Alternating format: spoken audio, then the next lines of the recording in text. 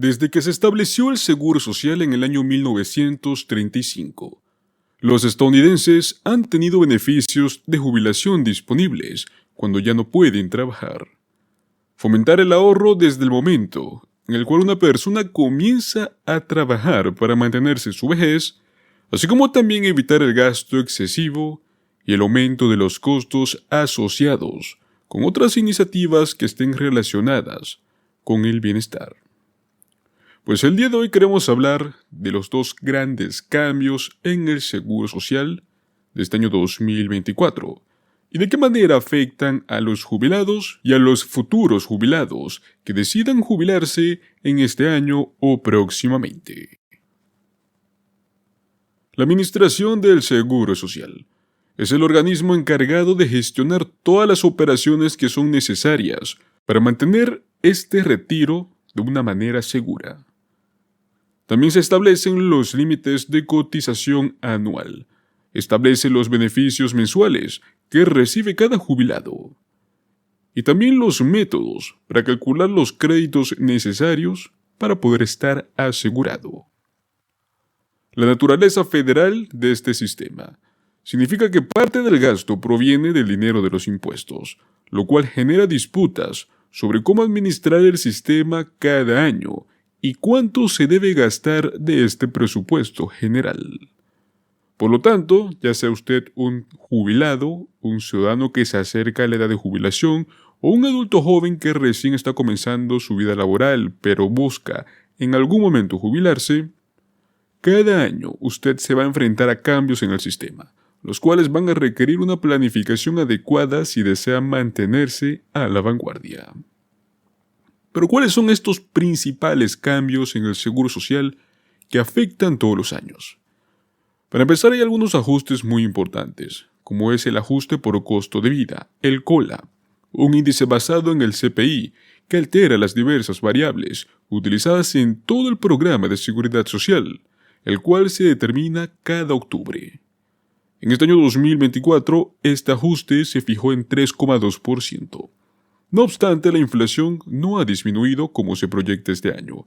La tasa de abril nos lanzó un 3,4%, lo cual sugiere que se podría adoptar una cifra muy similar el próximo año 2025. Tal como están las cosas, un ciudadano que optó por jubilarse a la edad máxima de 70 años recibe $4,873 en este año 2024. En cambio, en el año 2023 recibía unos $4,555. Hablamos de un aumento del 7%. Y es que es muy importante comprender esto, porque el COLA no se aplica directamente a la cantidad que tú recibes cada mes, sino que se aplica a los registros de ingresos en promedio e indexados de toda la vida, los cuales se resumen en tus 35 años más altos de trabajo. Esto introduce otro cambio muy significativo, es el calcular el PIA, el seguro primario. La Administración del Seguro Social utilizará el índice del salario promedio, que mide los cambios en un salario a lo largo del tiempo, para modificar los ingresos de cada ciudadano, y cuando cumpla 60 años va a utilizar este valor nominal directamente. Luego en ese punto te verás afectado por la inflación, la cual refleja en tus ganancias del año.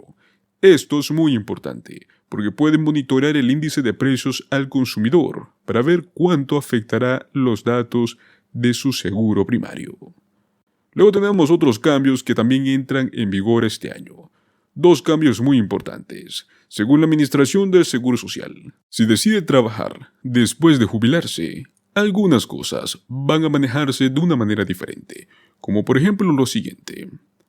Si tú estás entre los 62 y 66 años, la Administración del Seguro Social puede deducir $1 de tus pagos de beneficios por cada $2 que ganes por encima de los $22,320 en un año. En el caso de que ya tengas 67 años, la Administración del Seguro Social va a deducir $1 de tus pagos de beneficios por cada $3 ganados por encima del límite de los $59,520. Luego de esto, si tienes más de 67 años, no vas a recibir una retención, y si tu último año de ingresos es uno de los más altos, la Administración del Seguro Social va a recalcular tu beneficio y si se produce un aumento, tú lo vas a recibir retroactivamente al año en el cual ganaste ese salario. Finalmente, existe un límite en la cantidad de impuestos de seguridad social que puede aportar mientras trabaja. En este año 2024, este límite significa que usted pagará impuestos sobre los primeros $168,000. Esta cantidad se modifica anualmente y si se mira de cerca, sube y eventualmente supera el COLA. Pues muy bien, señores, también queremos hablar un poco sobre los 15 estados en los cuales las personas reciben beneficios de SNAP más altos.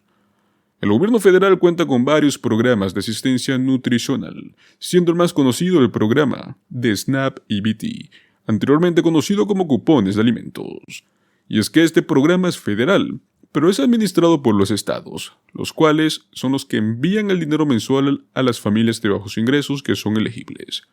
Los beneficios se depositan cada mes en una tarjeta de transferencia de beneficios electrónicos, la EBT, la cual funciona como una cualquier tarjeta de débito, con la cual tú vas a poder comprar alimentos en ciertos establecimientos.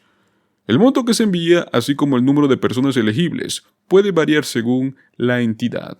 Vamos a compartirte más o menos los estados en los cuales más gente recibe mejores beneficios de SNAP a diferencia de otros estados. Para determinar los 15 estados con las tasas más altas de beneficiarios de SNAP, se consultó con los datos más recientes del Departamento de Agricultura de los Estados Unidos. Los datos son correspondientes a enero de este año 2024. La tasa de beneficiarios de SNAP, es decir, el porcentaje de personas que reciben los cupones de alimentos, se calculó dividiendo el número de participantes de SNAP por estado, por las estimaciones de población de los respectivos estados. Todo esto a partir de los datos del censo del año 2023. Pues bueno, tras este análisis, estos son los 15 estados en los cuales más gente recibe SNAP. Para empezar, tenemos a Nuevo México, con un porcentaje de residentes que reciben cupones de alimentos, con un 19,48%. Luisiana cuenta con un porcentaje de residentes del 18,58%. Oregón cuenta con un porcentaje de residentes del 17,67%. Oklahoma cuenta con un porcentaje de residentes del 16,73%. Nevada cuenta con un porcentaje de residentes del 15,72%. Virginia del Oeste cuenta con un porcentaje de residentes del 15,54%. Illinois cuenta con un porcentaje de residentes del 15,32%.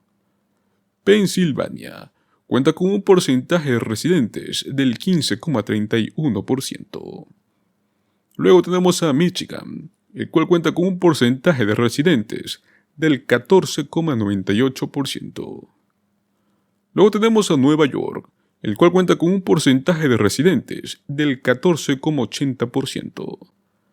Luego tenemos a Alabama, con un porcentaje de residentes del 14,62%. Luego tenemos a California, el cual cuenta con un porcentaje de residentes del 13,69%.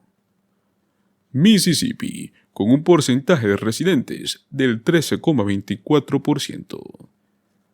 Y por último tenemos a Kentucky, con un porcentaje de residentes del 12,98%.